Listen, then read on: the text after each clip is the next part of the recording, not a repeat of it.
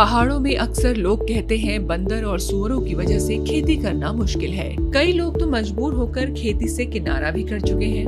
लेकिन हम सभी ने एक कहावत सुनी है, जहाँ चाह वहाँ राह। दुर्भाग्य है, इसे मानने वालों की कमी है।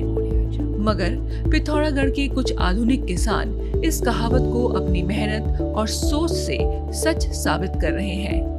इन्होंने हार मानने की बजाय नए प्रयोग किए, एक दूसरे से प्रेरणा लेकर इंटीग्रेटेड फार्मिंग और जैविक खेती को अपनाया। फल, सब्जियां, पारंपरिक अनाज और साथ ही पशुपालन को जोड़कर खेती को न सिर्फ जिंदा रखा, बल्कि उसे नई पहचान भी दे रहे हैं। मैंने मिश्रित खेती में इसमें सभी चीज़ें लगानी शुरू की। खेती में मैंने मकई सीजनल जो हमारी खेती होती है उसके अकॉर्डिंग मैंने उसमें सभी चीज़ें उगाना शुरू किया। और फलों के पौधे में उन्नत प्रकार के फलों के पौधे जो अच्छी जिसकी यहाँ पे जो जिसको ये क्लाइमेट सूट करता है, जो इसकी एलिवेशन है, ये इसकी एलिवेशन 1500 मीटर के आसपास है, उसके अकॉर्डिंग मैं यहाँ से कुछ देखिए, यहाँ से मैं गाला M9 रूट स्टॉक में मैं यहाँ पे से 4 प्रजाति के पौधे लाया सेब के, जो गाला डार्क बैरोन, गाला SR और मेमा मैस्टर और एक किंग रॉड, ये 4 प्रजाति के 50 पौधे में स्टार्टिंग में लाया।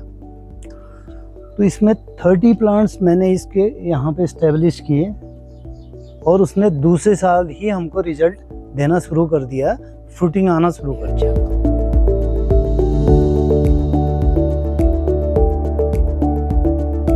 जब मैंने यहाँ पर खेती करने की सोची तो ऐसी मिश्रित खेती को चुना जिससे कि मेरे को कुछ 4-6 महीने में भी प्रोडक्शन मिलना शुरू हो जाए, और कुछ का प्रोडक्शन मेरे को 4-6 साल में भी मिले तो उसके लिए इंतज़ार करना पड़े, तो मेरे को काम करने में रुचि रहेगी। मैं 4-6 साल तक उसी पेड़ों को देखता रहूँगा और करने को, और प्रोडक्शन मिलने में कुछ नहीं होगा तो इससे जो है आदमी का मन उतना नहीं लगता है। तो साग सब्जी में जो है हर 6 महीने में दो किस्म की सब्जियां मिल जाती हैं, और जो पेड़ हैं वो भी अपने आप साथ में सर्वाइव करते रहते हैं।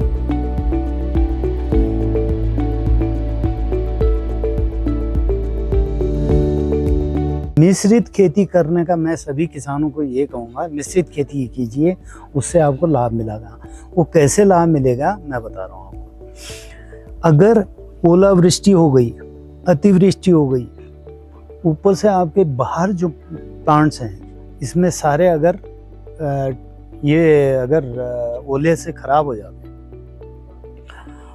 और पूरा फसल बर्बाद हो जाती है बाहर की, तो अंदर जो है आपने पॉली हाउस के अंदर लगाया, जिसके पास नहीं है पॉली हाउस उसके लिए भी बता रहा हूँ, उसके लिए पॉली हाउस का बच जाएगा, अंदर की सब्जी बच जाएगी आपकी। चलो बाहर अतिवृष्टि ओलावृष्टि से आपका नुकसान हो गया, उसके बाद आपने गाय पाली है, गाय तो शेड में है, गाय से आप दूध अपने टाइम पर दे देगी, गाय से कोई वो नहीं होगा। तीसरा मुर्गी पालन है, मुर्गियों को कुछ नहीं होने वाला, शेड के अंदर है।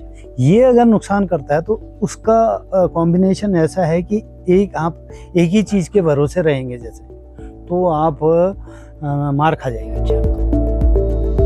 इन किसानों को सरकार की योजनाओं से भी सहयोग मिल रहा है। उसके बाद फिर गया हमारा एक फोकस गन्ने में, क्योंकि गन्ने का भी हमारे यहाँ पहले ज़माने में हुआ करता था। तो हमने कुछ किसानों ने एक टीम बनाई और गन्ने पर काम करना शुरू कर दिया। लास्ट ईयर मैंने जो है 32 कुंटल गन्ना निकाला था। अब ये देखिए लेमन ग्रास, ये हल्द्वानी से लाया था, वहाँ के जड़ी बूटी केंद्र से मैं, बहुत ही अच्छी क्वालिटी का है। और इसको लगाने के बाद मैं एक बार सर्वाइव कर गया तो फिर कुछ करने की ज़रूरत नहीं, काटते रहो ले जाते रहो, काटते रहो ले जाते रहो। जो टोटली नेचुरल फार्मिंग करते हैं हम, उससे ऑर्गेनिक भी है और नेचुरल भी है। आइए आप मैं अंदर में दिखा।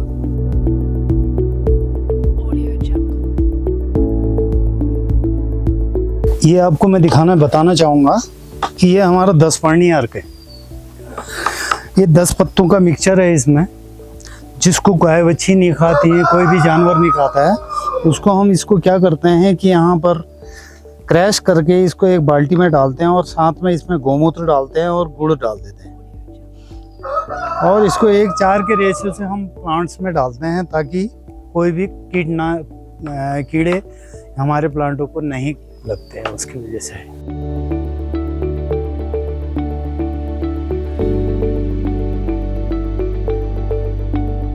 यह है किंग रॉड, इसका नाम। ये काफ़ी अच्छा जूसी है। सबसे पहले हमको मैन्योर की ज़रूरत पड़ती है किसी भी फसल को उगाने के लिए।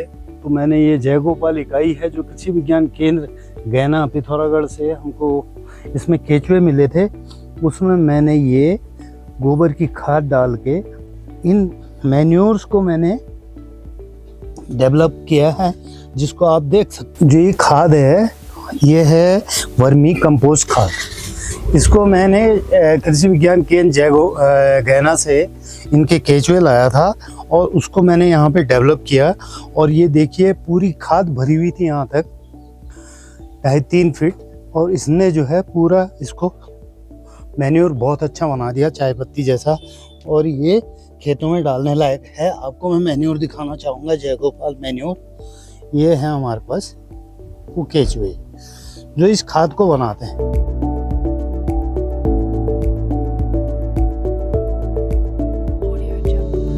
ये इसी साल मिला है, अभी इसको फिल नहीं किया है। और ये इसका आउटलेट है और भरेंगे जब तो ये किसी जियोलाइन टैंक किसी विभाग की तरफ से बोर्ड भी लगा है, इसमें मिला हुआ है। अब ये हो गया मेरा 20,000, वो 20,000 ये वो अंदर से लगाएंगे फिर। हाँ, वो भी अंदर से लगा है। 40,000 का, 40,000 की कैपेसिटी ये बन गई। ज़रा अगर दूर देखेंगे तो 2 टैंक वहाँ है 30,000 की, 60 और 40, 1 लाख लीटर। ये सब्जी के लिए एक सीज़न के लिए काफ़ी है।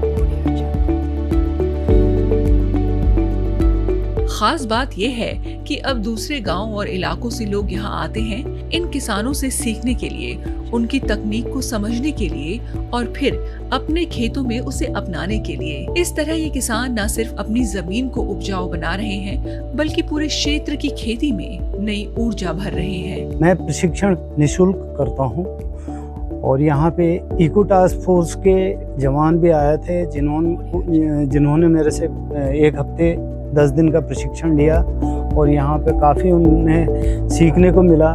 मुझे भी जवानों से सीखने को मिला और एक नेचर से जुड़ने का